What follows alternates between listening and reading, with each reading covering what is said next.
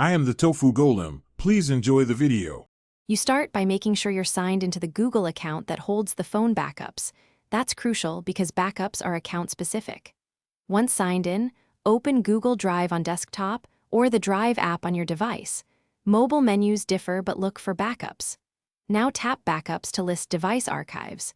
Doing this first isolates only backup items, so you won't accidentally delete personal Drive files. Pay attention to the account avatar, so you're deleting from the intended profile. Once you see the backups list, select the specific device backup to review what's inside. You'll typically see photos, app data, and device info listed. This is where Google groups automatic photos. Make sure to inspect timestamps and sizes so you understand what will be removed. If you want to keep some images, download them now to local storage or to another folder. This review step prevents accidental permanent loss and explains why deletion frees Drive quota. And to remove the backup, tap the three-dot menu next to the device name and choose Delete Backup, then confirm the permanent deletion. This removes the photos stored in that archive and frees space.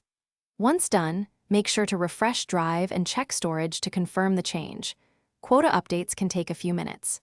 If deletion fails, sign out and back in, clear Drive app cache, or retry on desktop.